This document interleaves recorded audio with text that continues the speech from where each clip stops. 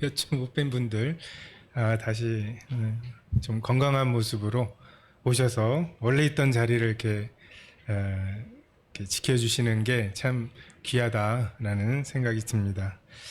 저와 함께 로마서 2장 17절부터 29절의 말씀을 함께 먼저 읽으시겠습니다.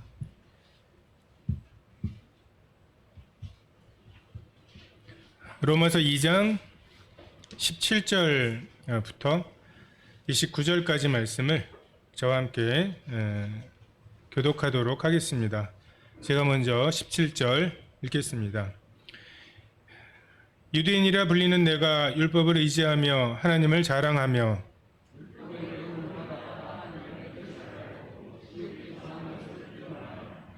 맹인의 길을 인도하는 자여 어둠에 있는 자의 빛이요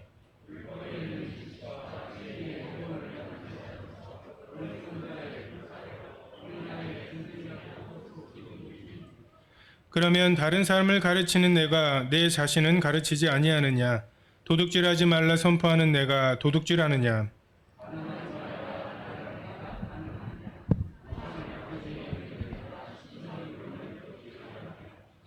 율법을 자랑하는 내가 율법을 범함으로 하나님을 욕되게 하느냐?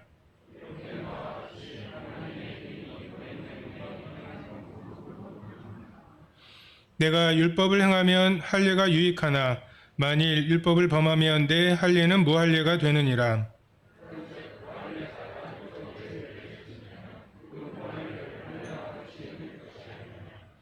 또한 본래 무할례자가 율법을 온전히 지키면 율법 조문과 할례를 가지고 율법을 범하는 너를 정죄하지 아니하겠느냐.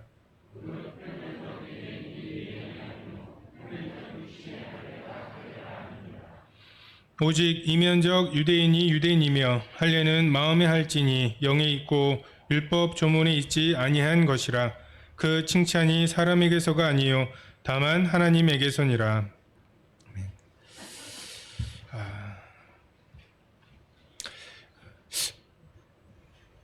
일반적으로 저희가 이스라엘에 대해서는 다른 나라와는 조금 다른 감정을 갖고 있는 것 같습니다. 유대인들 뭐 대단한 사람들이죠. 미국의 인구가 3억 정도 되는데 미국에 살고 있는 유대인들이 한 300만? 1% 정도 된다고 하죠. 근데 하버드에 보면 그 어떤 특정한 인종이 몇 퍼센트 이상 들어오지 못하게 하는 그런 그 장벽을 쳐놨습니다. 그리고 그것 때문에 뭐 동양에서 또 우리나라 사람들이 가기도 좀 어려워진 면이 있지만 그 장벽을 친 게 유대인 때문이라고. 그 장벽이 있음에도 불구하고 하버드에 있는 유대인의 숫자가 한 30% 정도 된다고 하죠. 여기서부터 이제 한국 사람들의 이 유대인 교육, 좋은 대학 보내잖아요. 이것에 대해서 굉장한 이제 그 관심이 있고 1948년도 저희도 건국된 것이 48년도죠. 해방은 45년이지만 같은 해에 건국된 이스라엘이 저렇게 현대화되고 그 이스라엘을 그 침범하는 그 수많은 이 사람들 그 나라들 사이에서 그냥 버티고 있는 수준이 아니라 여러 전쟁들을 통해서 오히려 땅들을 넓혀가고 뭐 골란고원이라든지 이런 것들을 그 점령해가는 이런 모습을 보면서 우리가 좀 따라야 할 그런 나라로 이스라엘을 생각합니다. 그런데 또 한편으로는 그 굉장히 종교적이고 막 거룩해 보이는 나라 같죠. 그 실제로 뭐 듣는 얘기로는 맥도날드에 치즈버거가 없다고, 어미양의 저주로 새끼양의 고기를 삶지 말라, 이런 말씀 때문에 혹시나 섞일까봐 그 패드는 염소의 양의 그 고기고, 그 새끼양의 고기고, 뭐 치즈는 또 어미양의 그 우유에서 나온 것이라면 그것을 저촉이 될까봐 그런 것들을 이렇게 제어하는 뭐 그런 어떤 정부의 부처가 있을 만큼 굉장히 종교적인 나라처럼 생각이 되죠. 근데 그 전 세계에서 퀴어 축제가 시작된 나라가 이스라엘입니다. 텔아비브. 그 이 이중성을 또 생각할 때 참 묘한 나라다 라는 생각이 들기도 합니다. 하나님께서는 아담 이래로 노아의 홍수 때까지 모든 인류를 통해서 역사하시고 그들에게 자기 자신을 드러내셨습니다. 홍수 이후에 하나님께서는 아브라함을 택하시고 그를 갈대아 우르에서 불러내시고 갈 바를 알지 못하고 그 약속의 땅으로 가게 하셔서 아브라함, 이삭, 야곱 그리고 야곱의 후손들을 통해서 유대인 이스라엘 백성들을 만드셨죠. 그래서 하나님께서는 이 이스라엘 그 민족을 통해서 하나님이 어떠한 분이신지를 드러내십니다. 사람이 만들어낸 우상, 그 당시에 뭐 어마어마한 우상이 있었죠. 그 우상들은 사람이 만들었기 때문에 사람과 비슷해요. 사람이 좋아하는 걸 좋아하고 사람의 마음을 돌이키려면 어떻게 해야 되는지, 무엇을 하면 사람이 노여워하는지, 뭐 이런 것들을 생각해 보면 미루어서 그 우상을 어떻게 하면 화나게 하는지, 또 어떻게 하면 달랠 수 있는지, 이런 것들에 대해서, 그러니까 길흉화복을 우리가 제어할 수는 없는데 그걸 제어하는 그 존재를 제어할 수 있는 그런 방법들을 마련하는 거죠. 우리가 돈 좋아하면 우상도 돈 좋아하는 거고, 우리가 뭔가 먹을 거 좋아하면 뭐 우상도 별 수 있겠습니까? 먹을 거 좋아하는 이러한 우상을 만들어서 섬기던 사람들에게 하나님께서는 여호와 하나님 스스로 계신 분, 주권자이신 하나님, 먹으라 먹지 말라고 명하실 수 있는 하나님, 재물을 가지고 와서 그래도 사람 먹을 거는 남기고 먹지 못하는 거를 태우거나 뭐 이러는 실용적인 우상이 아니라 다 태워버려야 되는 하나님,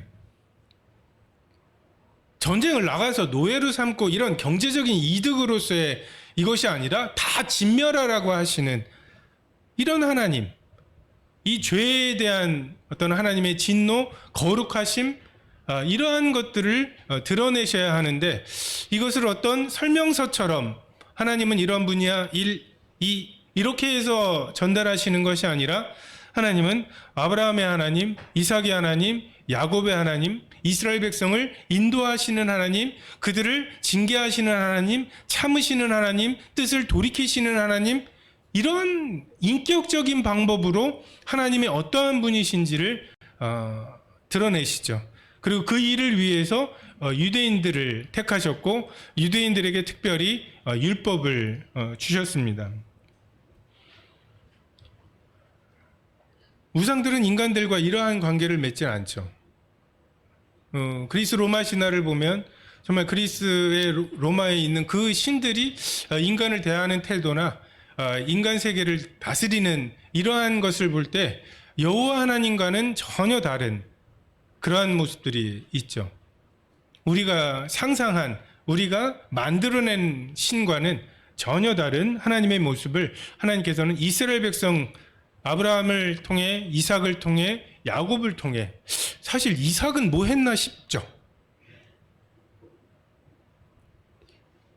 180년인가 살았고, 그러니까 아브라함, 이삭, 야곱 중에 제일 오래 살았는데 가장 존재감은 별로 없는, 너무 대단한 아브라함과 또 나름 그 대단한 험악한 세월, 나그네의 세월을 보냈던 이 야곱에 비해서 이삭은 뭘 했나라는 생각이 들기도 합니다.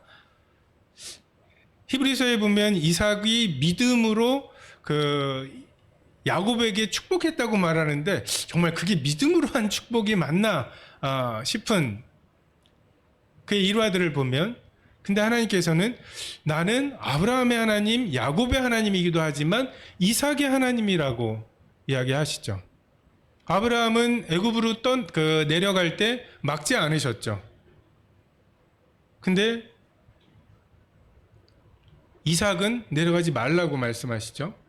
그리고 야곱에게는 내려가라고 말씀하시는, 전혀 다르게 말씀하시고 그 사람에 따라서 다르게 말씀하시고 다르게 다루시고 다르게 인도하시는, 기계는, 설명서는 이걸 누르면 이런 작동이 될 거라고 하는 그런 거죠. 근데 하나님은 그런 분으로 자기 자신을 드러내고 싶지 않으셨죠. 그래서 유대인을 통해서, 민족을 통해서 하나님의 어떠하심을 드러내실 수밖에 없었습니다.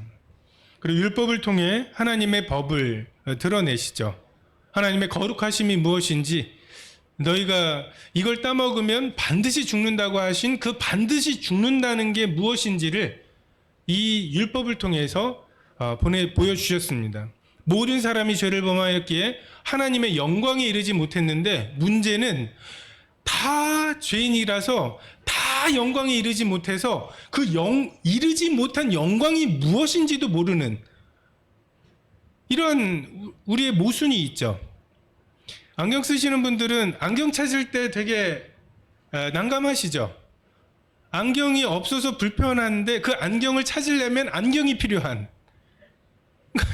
뿌해가지고서 안경을 찾는 것도 어려워진, 죄로 인해서 죄에 대한 판단력조차도 희미해져서 자기가 죄인인지도 깨달을 수 없는 우리들에게 하나님께서 하나님의 거룩하신 율법의 지극히 기초적인 것, 초등학교 선생님이라고 갈라디아서에 말씀하시죠.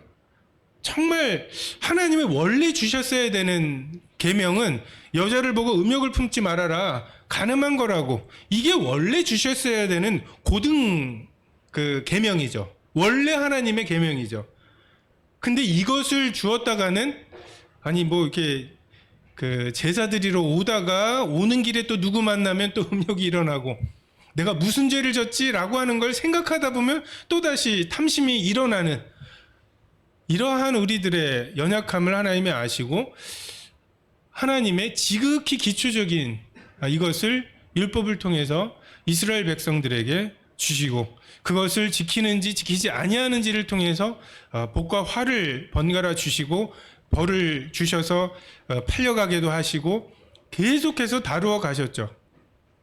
인류의 대표로서 이스라엘 백성들을 사용하시고, 그래서 인류의 대표인 이스라엘, 그 이스라엘이 지키지 못한 율법, 그리고 그 율법 이외의 하나님의 은혜, 이것을 우리에게 드러내고자 하셨습니다.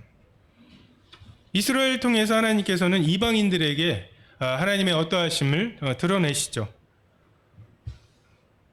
아람 왕들이 열왕기상에 보면 이런 말씀이 있습니다. 아람 왕의 신하들이 왕께 이르되 그들의 신은 산의 신이므로 그들이 우리보다 강하였거니와 우리가 만일 평지에서 그들과 싸우면 반드시 그들보다 강하리라. 하나님에 대한 소문이죠. 신의 산에서 뭔가 계명을 주시고 계약을 맺으시는 이런 산의 신, 산에서 싸워서 우리가 진 겁니다. 평지에서면 우리가 이깁니다. 이런 소문들이 있죠. 블레셋 사람들이 그 진영에, 이스라엘의 진영에 여호와의 그 괴가 온 것을 보면서 그들이 오히려 두려워하면서 다시 분발하는 모습을 보게 되고요. 그리고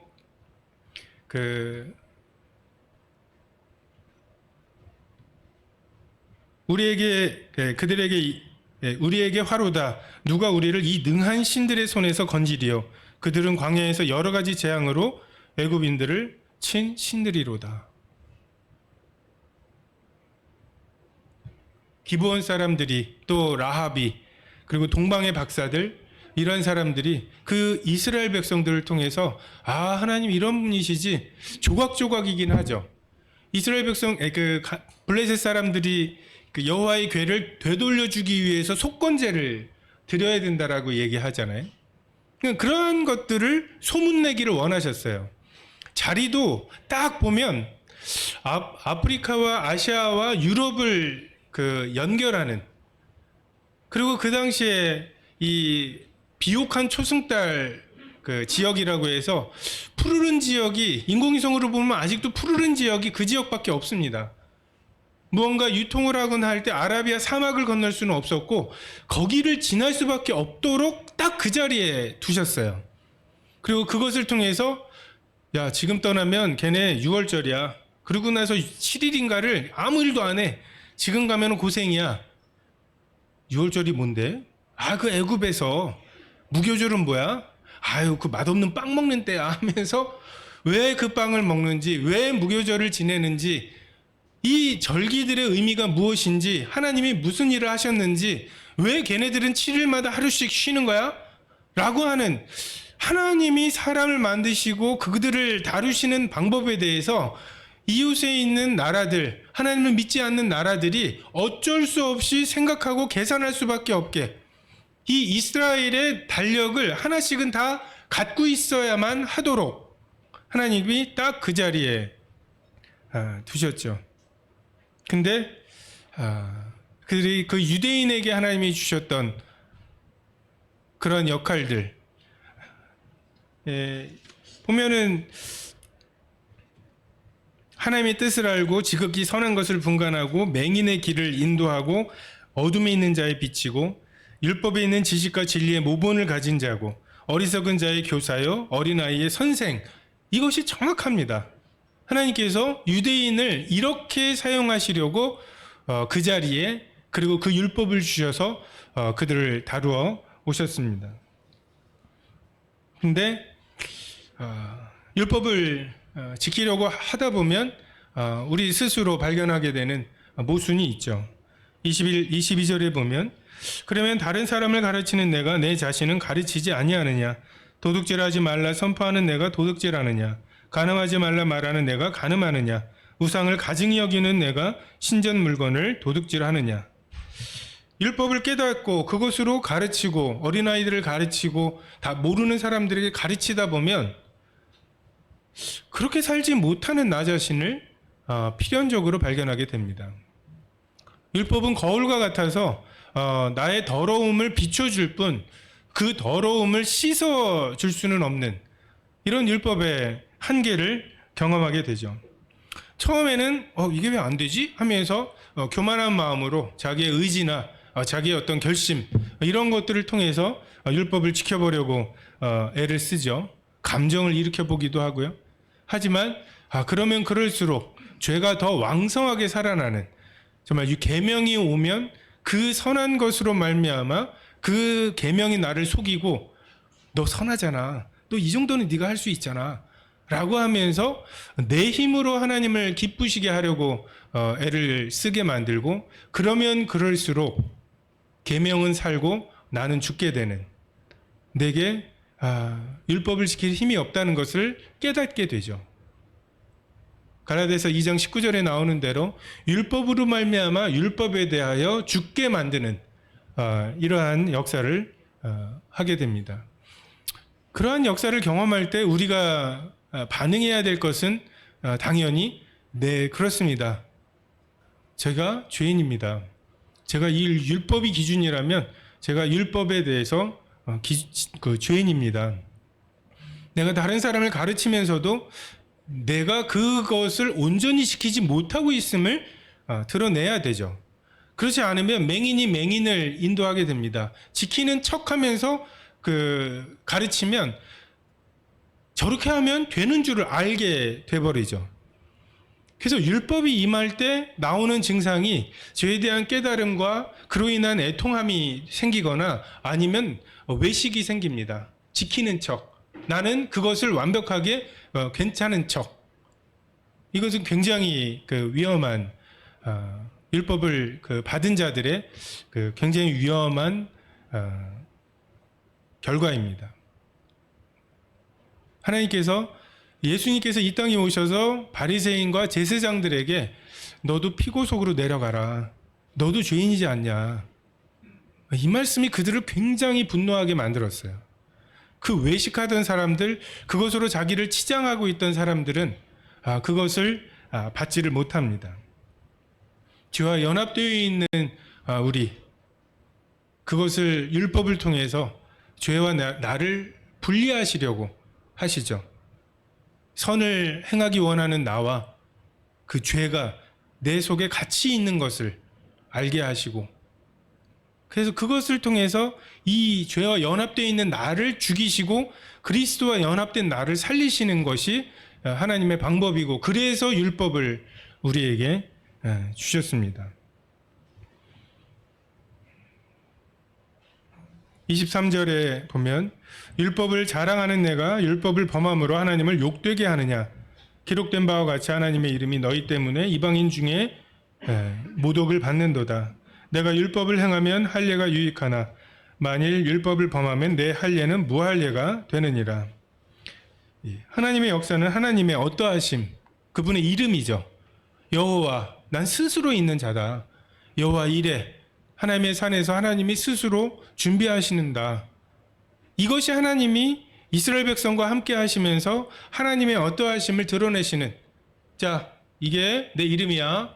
이 이름의 뜻은 뭐라고? 하면서 외우게 만드시는 설명서를 주신 게 아니라 그분을 경험하게 하심으로 하나님을 발견하게 하시고, 아, 이런 하나님이시구나라고 하는 것을 드러내시는 것이 유대인들에게 주셨던 뜻인데, 여기서 오히려 여호와의 하나님의 이름이 모독을 받는다. 그분의 이름이 드러나는 것이 아니라 모독을 받는 것이죠.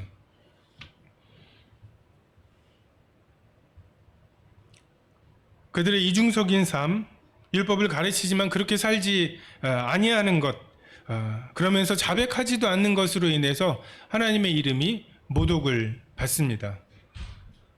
우리의 우월감이나 율법과 삶의 지침을 가지고 있다는 것, 너네는 이거 없지? 나는 이런 게 있어. 니네들은 아무거나 먹었지? 우리는 가리는 게 있어. 이런 어떤 뿌듯함, 자기도 완벽하게 지키지 못하고, 성경이 분명히 말씀하시죠. 율법의 목적, 율법을 두 가지로 요약하면 하나님을 사랑하고 내 이웃을 사랑하라고 하신 그것이죠.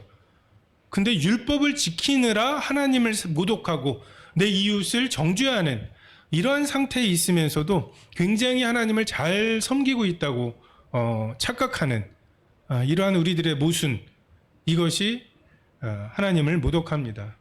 경험하시죠? 복음 전하다 보면 집사한테, 장로한테 사기당한 사람들이 그렇게 많아요. 그런 사람들한테 뭐 할 말이 없어요. 교리적으로 하나님이 안 계신 것 같다든지 뭐 이러면은 뭔가 하나님에 대해서 이야기해 줄 게 있는데, 정말 뭐 하나님에 대해서 사람들로 인해서 그 상처를 받은 사람들에게 마땅히 해줄 말들이 없습니다. 성경에도 보면 예수님께 나오는 사람들이 극복해야 되는 어려움 중에 그 하나가 예수님을 따르는 사람들이었어요.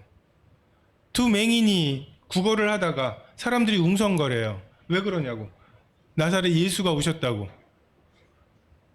맹인이 예수님을 찾아갈 방법이 요원한 때에 오셨다잖아요. 한 번 이렇게 오신 다음에 또 언제 오실지 모르잖아요. 외칩니다. 다윗의 자손 예수야, 나를 불쌍히 여겨달라고. 근데 그것을 너 예수님 만나고 싶어? 라고 하면서 인도해 준 게 아니라 조용히 하라고 했죠. 왜요? 예수님 말씀 잘 들어야 되거든. 네가 시끄럽게 해갖고 예수님 말씀 못 들었잖아. 뭐라고요? 내 이웃을 사랑하라고. 못 들을 뻔했잖아 하면서 내 이웃을 사랑하라시 저 말씀을 못 들을 뻔했네. 하면서 예수님을 딱 찾으러 온 그 이웃을 정죄하죠. 38년 된 병자가 침상을 들고 지나가는데, 거기서 그들이 주목했던 거는 어떻게 나왔어? 어떻게 들고 가는 거야? 신기한 거, 38년이나 누워있던 그에게 조금도 긍휼함이 없이 오늘 안식일이야. 그 일하면 안 돼. 오늘 하루 더 누워 있어야 돼. 라고 하는 게 그들이었다고. 어떤 분 그런 얘기를 해요. 기독교의 가장 그 큰 장점은 정말 그 다른 종교의 그 어떠한 가르침과도 비교할 수 없는 예수 그리스도의 그 고귀한 가르침과 정말 그렇게 실제로 그렇게 사신 예수님의 삶이다. 이것이 정말 그 다른 종교에 비해서 기독교만 가지고 있는 정말 귀한 것이다. 근데 기독교의 가장 큰 단점은 그 예수님을 따른다는 사람들이다. 그 사람들만 없으면 믿을 텐데, 뭐 이런 거죠. 간디도 그런 얘기를 했다 그래요. 자기에게 복음을 전하는 그 영국인 선교사들에게 당신들이 만약에 그리스도인이 아니었다면 내가 그리스도인이 됐을 거라고. 무슨 말이에요? 정말 예수님의 가르치심 너무 귀한데 당신들이 그걸 따른다는 사람들이잖아요. 내가 너의 행동이 하는 말이 너무 커서 네 말이 안 들린다고. 우리가 우리의 삶으로 이미 말하고 있는 것들이 있죠. 우리가 그리스도의 편지로서 우리가 우리의 삶으로 이야기하고 있는 것이 있기 때문에 우리의 말이 안 들릴 수 있습니다. 믿음으로 구원받는다고 교리적으로 잘 이야기하더라도 그 믿음이 뭐냐라고 하는 것에 대해서 어떤 경우에는 무언가 헌신한 것에 대해서 믿음 좋다고 말할 때 그 헌신이 믿음이 돼버리기도 하고, 또 예수님이 내 죄를 위해서 돌아가셨으니까 나는 죄가 없어요, 나는 죄가 없다는 그 사실을 믿어요, 이것을 구원 얻는 믿음이라고 말하기 시작하면 그냥 믿음으로 구원받는다는 말이 그런 말이 돼버리는 거죠. 교리적으로 내가 그 말을 인정한다고 하는 게 믿음인 것처럼 전하고 있는 거나 마찬가지입니다. 우리가 은혜로 산다라고 말하지만 그 은혜를 언제 사용합니까? 봐주시는 은혜. 아무것도 안 해도 그냥 봐주셔서 은혜 주시는, 시험을 못 봤는데 그냥 부정 입학처럼 대학에 보내주시는 은혜, 이것을 은혜라고 말하기 시작하면 말은 맞아요. 은혜로 구원을 받는다고. 근데 우리가 우리의 삶과 우리의 간증과 행동으로 그 은혜를 엉뚱하게 이야기해 버리죠.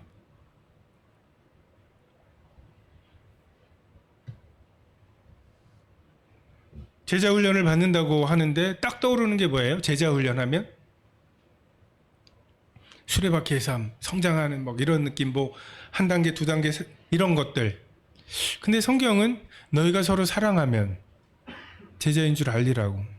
서로 사랑하는 게 제자 훈련입니다.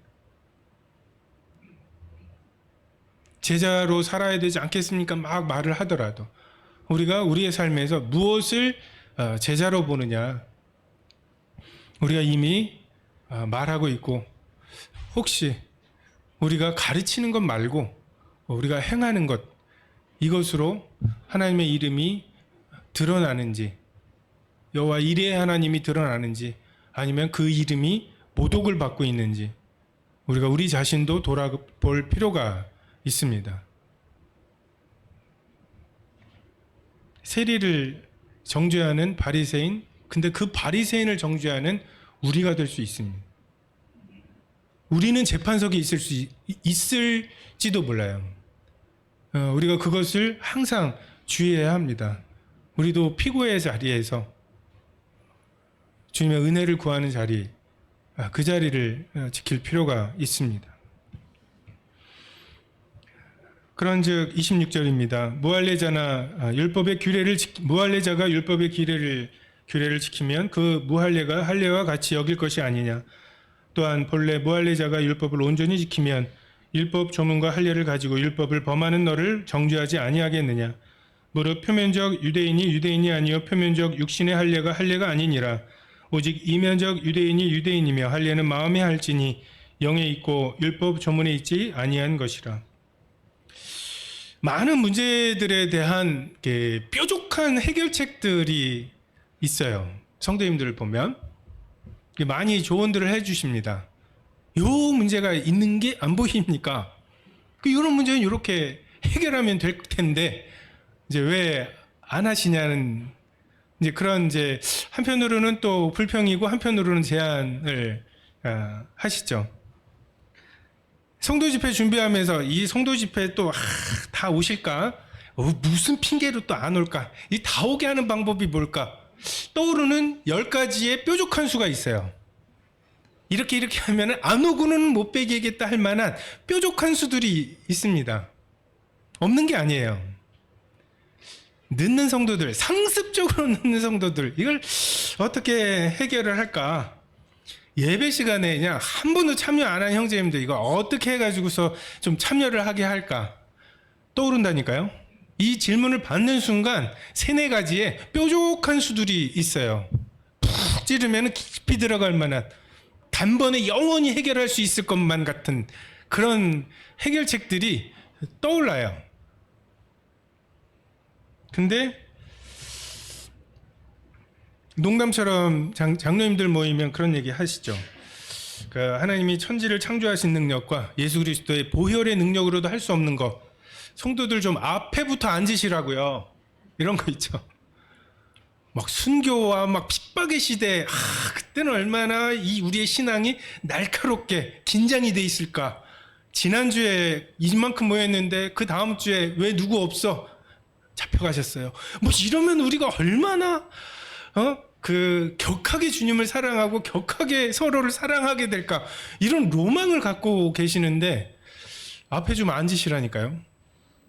뒤에 좀 늦게 오시는 분들 민망하지 않게, 늦게 오고 와갖고 앞으로 그냥 막 오지 않게 앞에부터 앉게 만드는 거, 이런 게 어려워요. 캐나다에 갔을 때 거기는 이 긴 의자들이거든요. 근데 긴 의자에 이렇게 그 긴 의자와 의자 사이가 다 고리로 닫혀 있어요. 그러니까 사회하시는 분이 이 안내해서 요걸 열어줘야 들어가는 거예요. 그러니까 앞에부터 앉게 되더라고요. 해볼까? 뭐 이런 이제 뾰족한 수들이.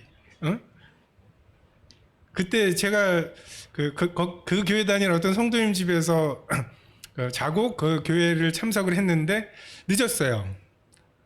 뭐 처음 오고 말고 상관이 없이 밖에 문을 닫아놔요. 그 시간이 끝날 때까지는 그냥 서성거리는 거죠. 괜찮은데? 뭐 이런. 한두 번 그러면은 교육이 되지 않으실까? 어떤 그 교회 문제들을 여러분이 생각하고 계십니까? 그런 문제들을 어떻게 해결하고, 이렇게 하면 딱 해결될 텐데 라고 하는 어떤 방법들을 가지고 계십니까? 한번 좀 떠올려 보세요. 여러분 나름대로. 그리고 그 방법이 표면적인 건지 아니면 그 내면의 해결책인지 좀 생각해 보시기 바랍니다. 그 뾰족한 수라는 것들이 하나같이 다 뭐예요? 표면이잖아요. 그거 군대도 하는 거예요. 그 아침에 못 일어나던 사람들 6시에 칼같이 일어나게 만들 수 있습니다. 표면적인 거. 1년 6개월 동안 군대에 있다가 나오면 다시 원래 상태로 돌아갈 표면적인 것들이죠. 그 해결책들이. 그런 일들이라면 유대인들이 훨씬 더 잘했죠. 그런 일들이라면 탕자의 형이 훨씬 더 잘했습니다. 내가 아버지의 명령을 하나도 어김이 없었다고. 주님 그걸 원하시는 것 같지 않습니다. 그러한 뾰족한 수들을 원하시는 것 같지 않습니다. 여러분 만약에 여러분이 전능해진다면 이 세상의 이 많은 문제들을 어떻게 해결하시고 싶으세요? 북한 핵 문제 또는 지금 그 우크라이나 뭐 이런 사태, 가난한 사람이 있고 그리고 막 그 낙태님 해가지고서 성경에서 죄라고 하는 것들에 대해서 막 이렇게 하는 이 세상에 대해서 여러분이 만약에 전등하다면, 뭐든지 할 수 있다면 여러분은 어떻게 이 세상의 이 문제들을 해결하시겠습니까?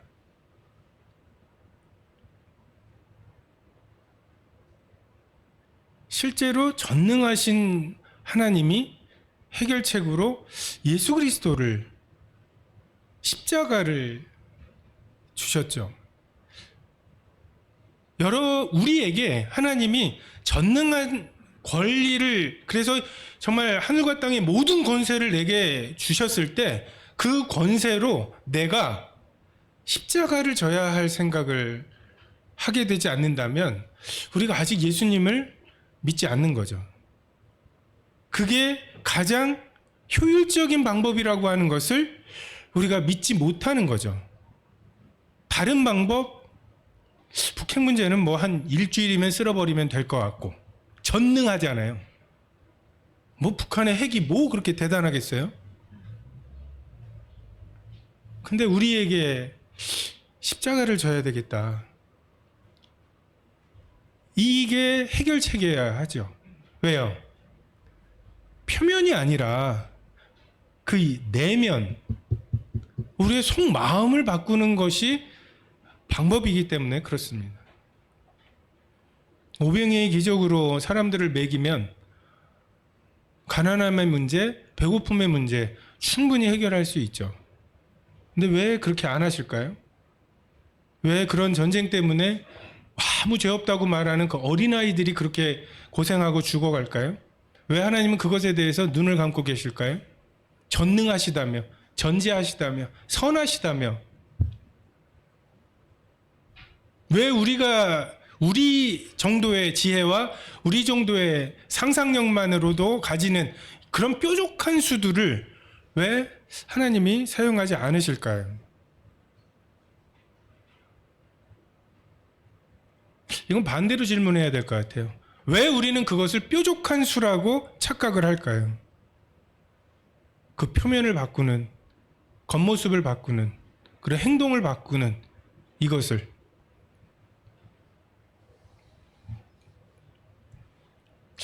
하나님께서 우리에게 자유를 주셨죠. 저는 서대문교회가 이 자유로 와서 좋은 것 같습니다. 그리고 여러분들도 그 자유를 잘 누리시기를 바랍니다. 장로들이 너무 안 다스리는 것 같아 좀 불만스러우신가요? 여러 규정들을 해드리면 좋을 것 같으세요?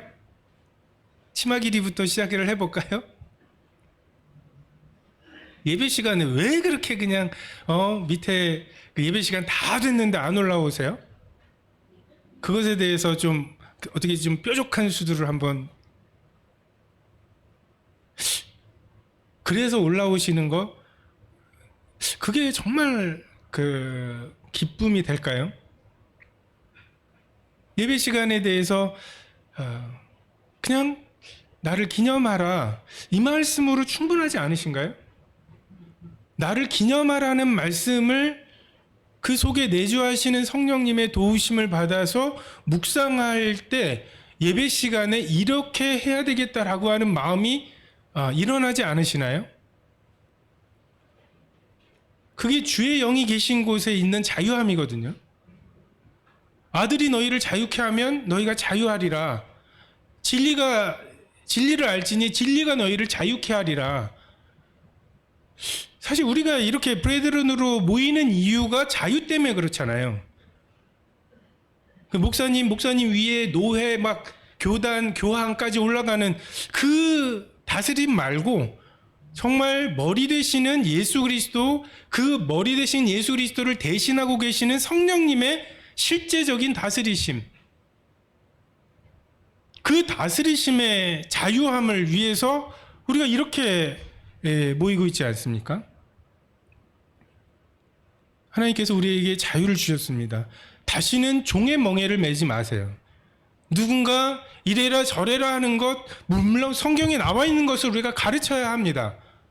근데 그것에 대해서 너 이렇잖아 저렇잖아, 이것은 이래야지 저건 저래야지 라고 하는 것에 대해서 초등학교 선생님들이 가르치는 것처럼 그런 지침을 가지고 여러분의 신앙에 이거는 했어, 이거는 안 했어, 이건 다음에 하면 되지, 이렇게 하지 마시고 여러분이 예수 그리스도와 하나님 앞에 다시 단독자로 서서 그분이 주시는 말씀, 그분이 주시는 계명,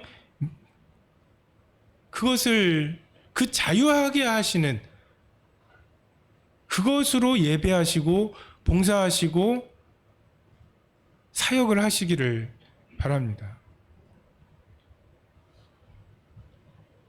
그것이 여러분의 부르심인 것 같아요. 그것이 계명을 지키면서 유대인처럼 되지 않는 방법이지 않을까 생각이 됩니다. 필요하신 것을 성령님이 말씀하실 거예요. 서대문 교회에 필요한 것을 성령님이 여전히 말씀하실 거예요. 여러분 다 들으실 거예요. 그 들으시는 것을 주님의 소명으로 받아서 여러분이 각자 사역하셔야 돼요. 우리 1인 목회하는 거 아니잖아요. 성직자가 있는 거 아니잖아요. 만인이 제사장이잖아요. 여러분이 하셔야 된다고요. 어떤 분들은 제안하는 것을 사역이라고 생각하세요. 교회 이런 거 불편한 것 같아요. 이런 거 필요한 것 같아요. 이런 걸 제안하시는 게 뭔가 교회 일을 하시는 것처럼 착각을 하시는데 그 일 누가 해요? 여러분 하셔야 돼요. 아무 불평 없이. 그 일 하고 나면 좋은 소리만 듣지는 않을 거예요. 왜 그렇게 했어? 왜 이렇게 했어? 하면서 하기 전에는 자기가 할 것도 아니면서 꼭 일하고 있으면 옆에서 훈수 두는 사람도 많아지고, 응? 그 일을 하세요. 서대문교회 선교 막 강조하지 않죠. 선교에 대해서 우리는 하면서 막 선교를 막 이렇게 하지 않아요. 근데 제가 알기로 서대문 또는 서대문 출신으로서 선교 나가신 분들이 꽤 많아요.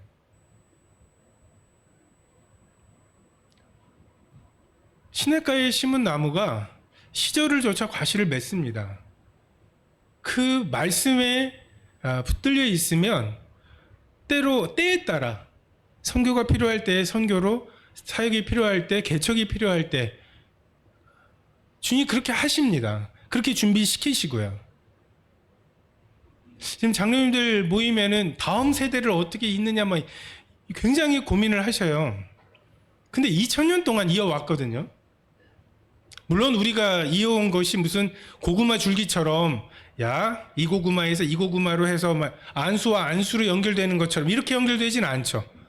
마치 민들레 홀씨처럼 어느 곳에 그 주님이 교회를 세우시고 정말 그 아스팔트 틈에 거기에 민들레를 또 세우시고 주님 그렇게 하실 거예요.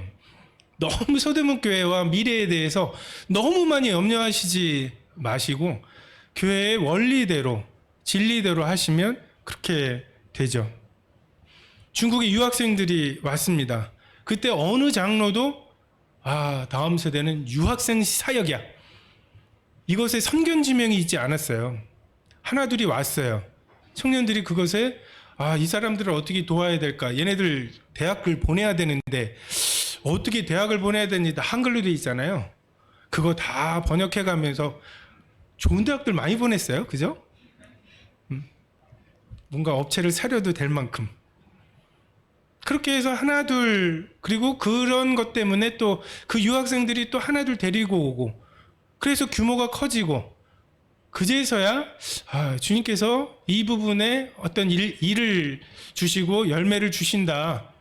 그래서 그것에 대해서 그 하나의 사역으로 팀을 만들고 지원을 하고, 저는 이 자유인으로서의 그 자원함, 그리고 무언가를 보고 그것을 자기 사역이라고 생각하고, 처음에는 중국인 사역하는 형제 자매님들 다 자기 돈으로 했죠. 자기 시간으로 하고.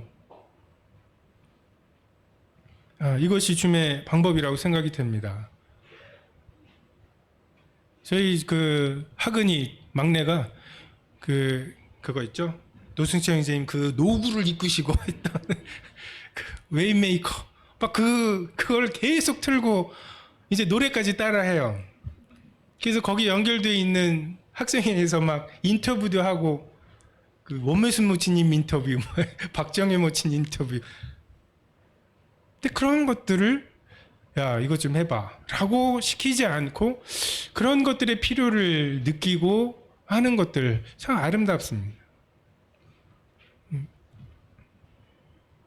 성도님들이 많이 달라지시고 그 외부에서 오시고 애도 태어나고, 근데 그 사진 바꿔야 되겠잖아요. 근데 바꿔야 되지 않냐고 필요를 느끼고 그것에 대해서 자기 짐으로 자기 사역으로 생각하고 내라고 하면은 또 자기 일처럼 안 내시죠. 그러면 이제 전화하고 여기서라도 찍어드리고, 이러한 것들이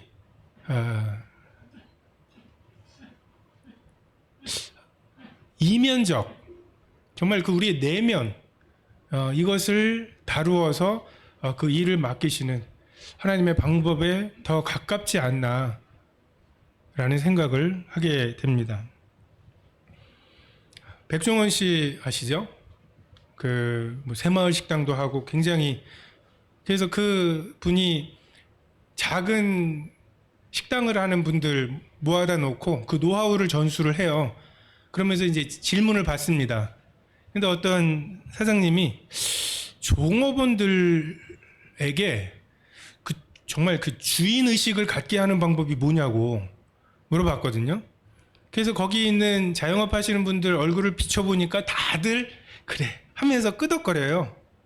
백종원 씨가 그것에 대해서 한마디로 정리를 합니다. 주인의식을 갖게 하는 방법이 뭐냐고요?